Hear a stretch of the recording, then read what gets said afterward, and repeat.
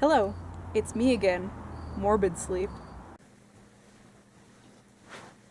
So I was watching YouTube and I found, I don't remember her name, but the video was called something like Stop Saying Female Metalheads and Female Fronted. And I will link, I should have written it down because I can't remember the name of the video, but I'm gonna link it up there and down there or somewhere or whatever. Anyway, point is, well, firstly, I agree with her. What the heck is a female-fronted band?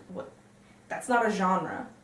That's not a genre. But it also kind of really got me because in the video, she said that, according to her analytics, 100% of her subscribers are male. And although she's a much bigger channel than mine and has way more subscribers, I'm willing to bet large sums of money that probably my entire audience, subscribed or not, is all male. So, like she said in her video, I'm now thinking about, like, well, why is that, firstly? And secondly, how can I appeal to women as well? Which is a really strange thought, because there's nothing inherently masculine about my channel. Like, I'm not even a man. Or am I? To some extent, I think that metalheads who are women don't engage with the metal community the same way that male metalheads do. Which is to say, in the case of YouTube, I think they're much less likely to subscribe to a channel of video essays about who did what in 1992, and far more likely to actually subscribe to album review channels, or the actual bands that they listen to. It kind of makes me feel like women are just less invested in the petty dramas of metalhead psychology and black metal spirituality,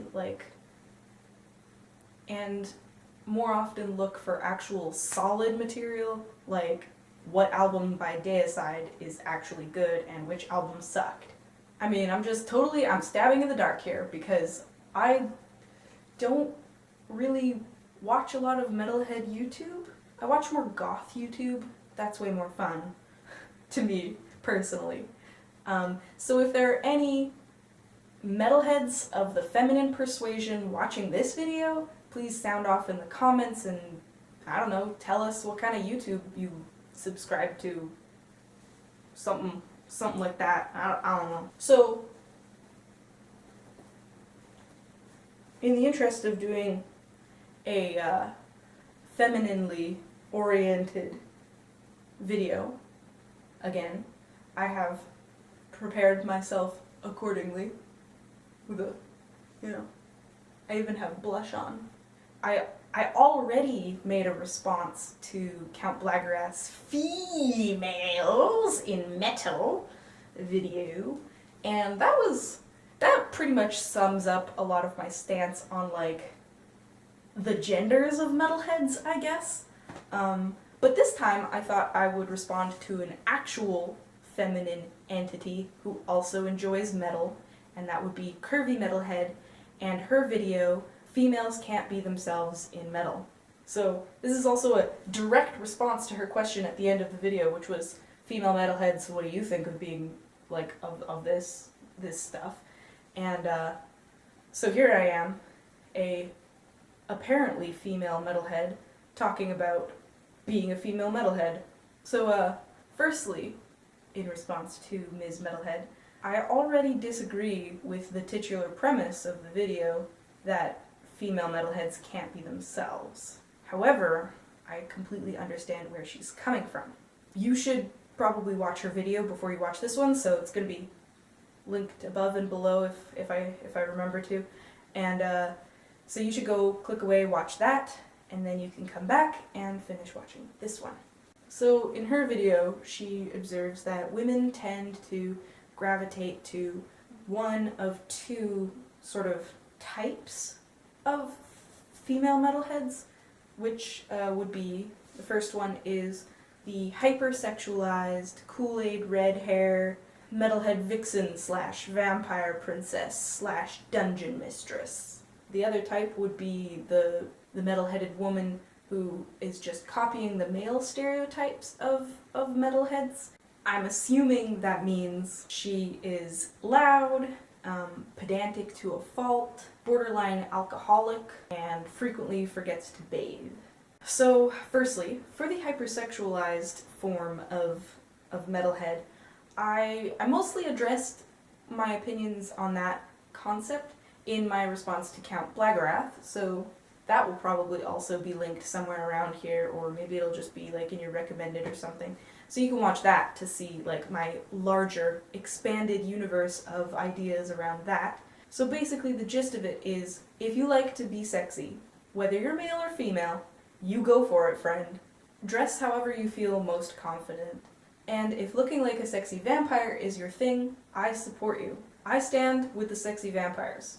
But if you're only dressing in this way because you don't know of any other way, or you feel the need to fit into a certain idea of a metalhead, or idea of a female, or even an idea of a male, and you might not even know that that's why you dress the way you dress, this would be just an extension of gender-related problems in your local culture.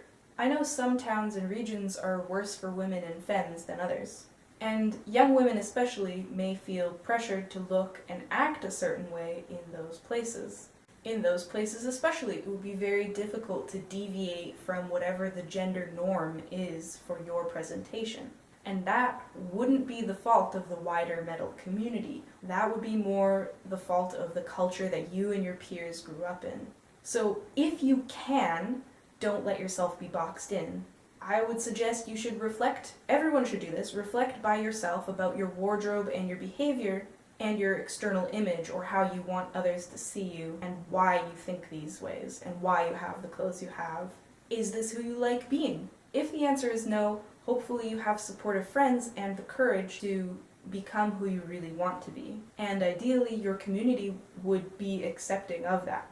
Ideally, it would all have been in your head, and you can totally dress however you want, and nobody's gonna give a shit.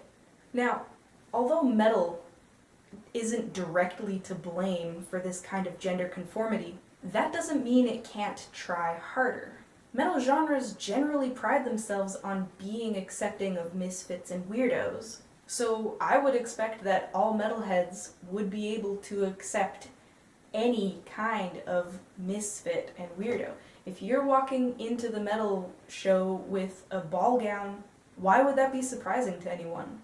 So, I mean, obviously nobody's perfect. So if you really do feel pride about metal being non-normie, you should be working on trying harder to accept people that maybe previously you didn't accept. We should all be thinking about whether we have judged anyone in the past, whether we're currently judging people, and how we can change that. I mean, maybe we won't be able to stamp out our own judgmental ideas, but at least we can learn to shut the fuck up. So my last point on sexy outfits specifically is that elitism and poser disposing are the precise ways that metal communities judge others and fail to accept nonconformists. In this way, elitism and gatekeeping can be very harmful to individuals and to the greater community.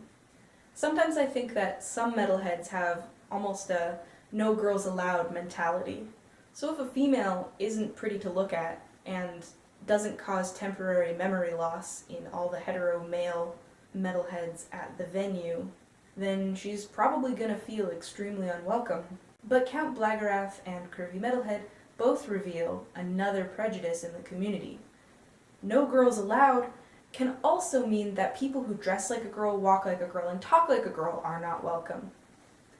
Sometimes, putting on a full face of makeup and wearing a corset can make you seem frivolous and unserious, since it shows that you have attended to your appearance, rather than the ideal, which would be rolling out of the grave, beer in hand, and thinking only of riffs and rare merch. Since in a way you could view metal events as a kind of safe space for metalheads, a place where they are free and safe to wear their zealous love of metal on their sleeve, sometimes literally, but I also mean figuratively, a person who doesn't fit their presupposed vision of a real and earnest metalhead is going to feel like an invader. Which brings me nicely to the next type of female metalhead on CurvyMetalhead's spectrum, shall we say. If being sexy makes your local man metalheads uncomfortable, what's the best way to make poser disposers respect you? Why, bury all traces of your femininity, of course. You have to hide your true sexy power around all those simpy plebs if you want anyone to listen to you at all. Of course, this is just the other side of that cultural coin. If women and femininity are not respected, you pretty much only have those two options. You either plunge yourself headfirst into the idealized, sexy, metal Venus image, or you completely reject your femininity and womanhood altogether. I myself notice I feel like people take me more seriously if I'm dressing more masculinely.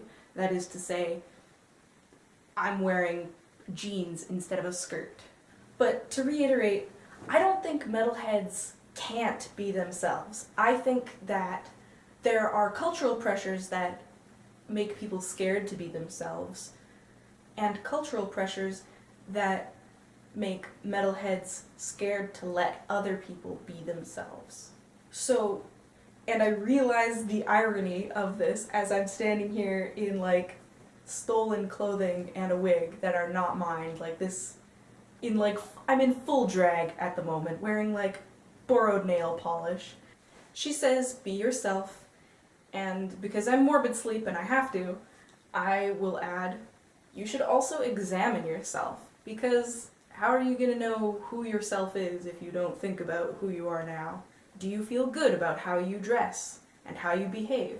Do you feel like you aren't metal enough, or are you totally happy as you are? Do you judge others? Have you ever made comments that question a person's metal integrity? If we can look at our own actions and feelings around this type of thing, we should be able to improve not only ourselves, but also our community and the experience of other metalheads in the community. Now, the last section here, Curvy Metalhead also advises women not only to be themselves, but also to study metal history, so that when challenged, you can achieve a glorious victory over the dumb poser who dared challenge your right to be there. Unfortunately, the sexist, judgy gatekeeper types don't always confront you directly, so that is only going to school half of the assholes. And as well, although I do believe becoming extremely well acquainted with random metal trivia is a great way to engage with the music you love, and an important part of calling yourself a metalhead, I don't believe that studying anxiously in dread that some mean nerd is going to quiz you on stuff that shouldn't even matter. People who go around asking women to name 3 songs by the band of the shirt that they're wearing are just bullies. I would say, even if you know the answer to this hypothetical gatekeeper's questions, you have no obligation to answer them. You don't owe that to them. They're not the authority of this space.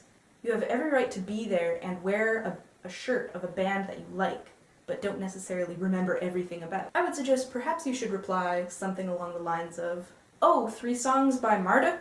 Let's see. Well, Shut Up You Stupid Jerk is always a good banger. Then, from the same album, there's Why Don't You Suck My Dick? And my favorite song, of course, is Your Breath Smells Like Desperation and Loneliness, so please go away before I kick you in your soft, unprotected areas. So yeah, in summary, be yourself. I agree. There may be pressure to behave a certain way that maybe doesn't reflect you yourself, but the people who enforce that pressure are not worth thinking about. And wear whatever you want. Though as always, I recommend something comfortable, flexible, and sturdy if you have any intention whatsoever of going anywhere near the pit. Please avoid high heels and spiky jackets, dangly earrings for your safety and the safety of others. So yeah, morbid sleep, out.